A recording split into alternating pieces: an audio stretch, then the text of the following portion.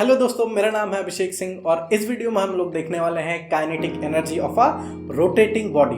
इस वीडियो को कंटिन्यू करने के पहले आपको कुछ बेसिक चीज़ों का आइडिया होना चाहिए, जैसे कि एंगुलर वेलोसिटी क्या होती है, मोमेंट ऑफ इनर्शिया क्या होता है, या फिर जनरली काइनेटिक एनर्जी का फॉर्मूला ही क्या होता है। अगर वो ही नहीं पता तो वीडियो को बंद कर दो, जाओ पहले रट के आओ। पहले काइनेटिक एनर्जी का फॉर्मूला क्या होता है, हाफ mv² होता है, मैंने बता दिया है, लेकिन इतनी बेसिक अंडरस्टैंडिंग होनी चाहिए। ठीक है, ज़्यादा टाइम वेस्ट ना करते हुए इस वीडियो को कंटिन्यू करते हैं।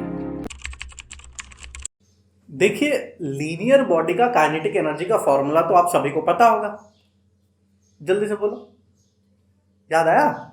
Half mv²। अब यहां पे m क्या है? मास, एंड v क्या है? वेलोसिटी। तो लीनियर का जो काइनेटिक एनर्जी है वो आप 8th और 9th से ही रटते आ रहे हो, हाफ mv²। लेकिन यहां पे हमको समझना है कि अगर आपकी बॉडी रोटेट हो रही हो तब हमारा काइनेटिक एनर्जी का फॉर्मूला क्या बनेगा, उसका हमको यहां पे डेरिवेशन देखना है। इस पे क्वेश्चन क्या आएगा वो भी बता देता हूं। सिमिलर तरीके से पूछेगा आपको, find the expression for kinetic energy in a rotating body. ठीक है, चलिए समझते हैं। हमने एक रिजिड बॉडी बना लिया, ठीक है। इस रिजिड बॉडी को हम रोटेट करा रहे हैं एक एक्सिस ऑफ रोटेशन पे, एक फिक्स एक्सिस पे ये आपका जो है ये रोटेट कर रहा है, ठीक है। यहां पे इसका सेंटर है। इस रिजिड बॉडी में n नंबर ऑफ पार्टिकल होंगे। अगर n नंबर ऑफ पार्टिकल हैं तो उनके मासेस भी बहुत सारे होंगे, ठीक है। चलो कंसीडर कर लेते हैं। ये है मास m1, यहां है मास m2, मास m3, ऐसे ही यहां पे मास लिया मैंने mn, n नंबर ऑफ। इसका मतलब सेंटर से सबका डिस्टेंस भी क्या हो जाएगा, अलग अलग। तो ये हो गया हमारा r1, ये r2, r3, सिमिलरली rn। यहां पे एक चीज आपको करनी है, rigid body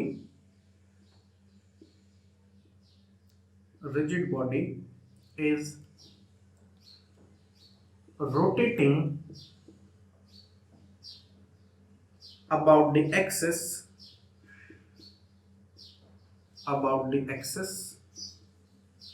with constant angular velocity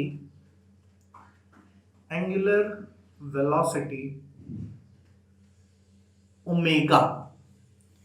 यहां पे ध्यान देना है कि जो ऑब्जेक्ट है या जो रिजिड बॉडी है वो घूम रही है कांस्टेंट एंगुलर वेलोसिटी ओमेगा के साथ। ये कंसीडरेशन है, ठीक। चलिए आगे स्टार्ट करते हैं। वी नो दैट, हमने चैप्टर के स्टार्टिंग में ही पढ़ा था, v is equals to R omega. v is equals to R omega, ये इसका स्केलर फॉर्म है, ठीक है। यहां पे हमने देखा कि हर पार्टिकल या हर मास का एंगुलर वेलोसिटी तो क्या है, कांस्टेंट, लेकिन सबका r क्या है, अलग अलग, r1, r2, r3। अगर r की वैल्यू अलग अलग है तो वेलोसिटी भी हर पार्टिकल का क्या होगा, अलग अलग। इसका मतलब we can say v1 is equals to r1 omega, v2 is equals to r2 omega, v3 is equals to r3 omega. अरे ठीक है ना। Similarly vn is equals to rn omega. इतनी कहानी क्लियर है सबको? अब देखो हम करेंगे क्या। हमको अगर टोटल ऑब्जेक्ट का काइनेटिक एनर्जी निकालना है तो हम पहले इसका निकालेंगे, फिर इसका, फिर इसका, फिर इसका, ऐसे n number of kinetic energy निकालो और सबको ऐड कर दो, हो गया काम। यही करना है। तो हमने हर पार्टिकल का वेलोसिटी तो निकाल लिया, अब हमको काइनेटिक एनर्जी निकालना है। काइनेटिक एनर्जी क्या होता है, हाफ mv²। तो kinetic energy for first particle क्या हो जाएगा, हाफ m1v1²। सिमिलरली सेकेंड के लिए बोलते रहो, हाफ m2v2 स्क्वायर। थर्ड के लिए हाफ m3v3 स्क्वायर। n के लिए हाफ mn/vn²।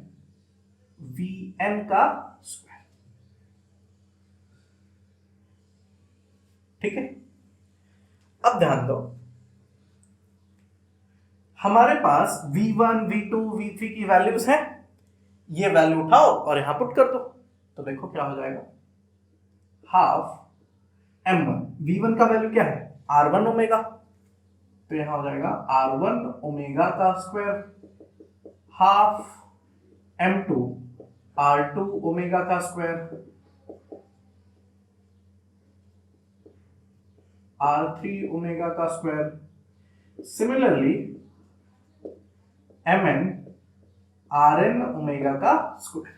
जहां जहां v था, जैसे v1 v2 v3, तो यहां से हमने वैल्यू उठाई v1 v2 की और यहां पुट कर दिया। अभी तक इतना ही क्या, और कुछ नहीं है। ठीक है, अब देखो क्या कर सकते हैं, हाफ m1 इसका स्क्वायर, तो r1 स्क्वायर ओमेगा स्क्वायर। ठीक, इधर देखो half m2 r2 square omega square, यहां पे half m3 r3 square omega square. Similarly mn rn square omega square.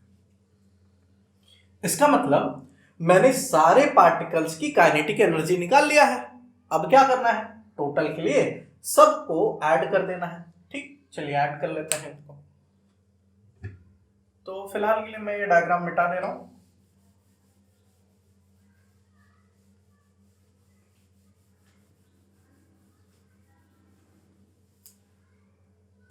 तो क्या हो जाएगा आपका, half m1 r1 square omega square plus half m2 r2 square omega square, half m3 r3 square omega square. ऐसे ही half mn rn square omega square. और यहां अब आप जरा इक्वेशंस को देखो और बताओ क्या चीजें कॉमन दिख रही हैं, जल्दी बताओ। यहां से हाफ, एक तो हाफ सब में कॉमन है और दूसरा ओमेगा स्क्वायर भी कॉमन है। तो half m1 r1 square, m2 r2 square, m3 r3 square, ऐसे ही mn rn स्क्वायर और यहां ओमेगा स्क्वायर। ध्यान से देखेंगे,